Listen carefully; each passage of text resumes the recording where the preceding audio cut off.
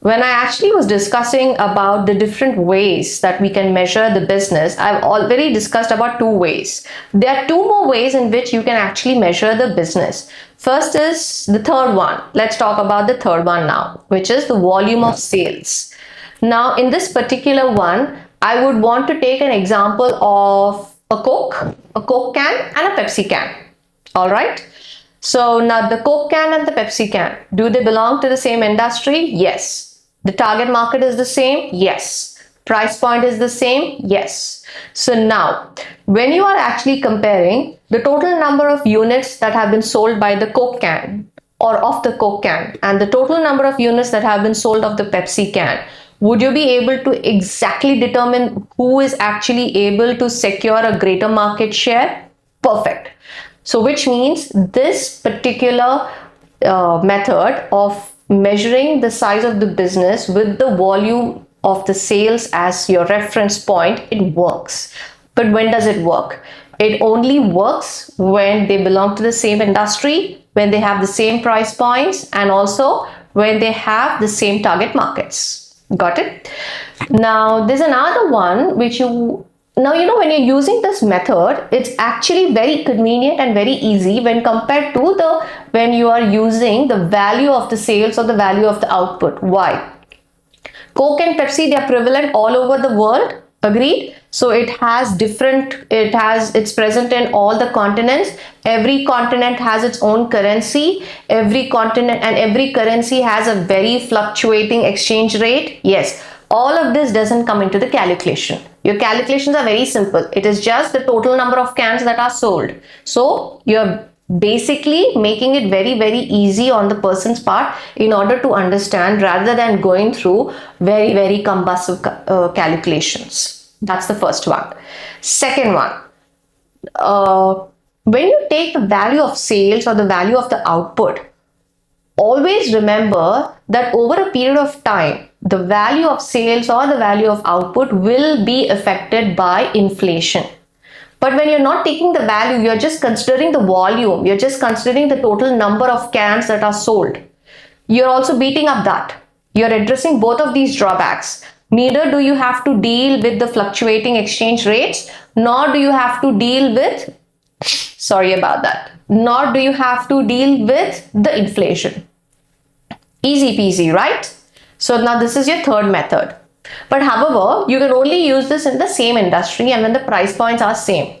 Suppose, let me tell you, you have a real life example, let's take, of a phone, a car, as well as an airplane. All right. Now, can you compare the volume of the phones, the number of phones sold with the number of cars sold, and the number of cars sold with the number of airplanes sold? No. What happens? Number of phones will always be greater. Number of cars will always be lesser. And again, number of cars will always be greater when compared to the number of airplanes. So does that mean that the number of phones that is having the maximum number of sales, does that mean that it is the largest business? Absolutely not. See, the phones, the price point is very small. So also, since they are cheaper products, their profit margin is also pretty small. So based on that, you will not be able to compare which size is large, right?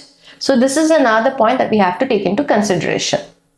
The last one, which is you're actually determining the size of the business with respect to the amount of capital that it has employed, okay, into the business. This is a very interesting example which I want to put forward to you people. And listen to this example. All of these examples that I'm giving you are real life examples. So when you actually listen to this video and start reading from the notebook, light bulb movement, you can immediately connect the dots and you'll be able to better understand the concepts. All right. So similarly, you have your fourth point. What's your fourth point? You're talking about how much capital has been invested. You know, there are certain brands like H&M and Shein. I'm pretty sure that all the people out here, the students out here, know these brands. Also Zara. All right.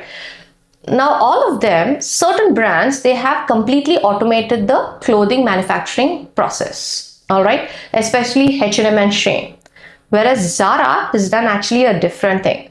Zara still actually employs skilled designers, cutters, tailors and different staff members, especially staff members who are very fast moving. They're able to immediately understand the changing trends in the world and pick them up. Got it?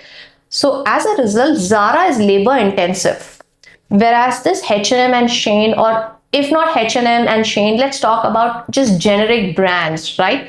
They have automated the entire process, right? So they are actually producing at a very mass level, mass production of clothes, and they're producing the same slot of clothes at a very large scale, and they're giving it and providing to all the retail outlets. All right, Zara, can it do it? It's not able to do it. Zara is actually not employed so much of capital into automation. What is it doing is, it is able to only produce small batches of clothes. Got it? So what has Zara done? It's able to produce small batches of clothes, and it has complete reliance on its human workforce, correct? And this workforce, they are constantly able to know what are the constant changing trends. So now Zara is also not mass producing. So there is no problem of overproduction for Zara, correct? Just as how overproduction would have been a problem for them. And Zara can actually adapt to any changing fashion trend within 2 to 3 weeks and immediately make sure that the fashion lines, they reach their retail stores.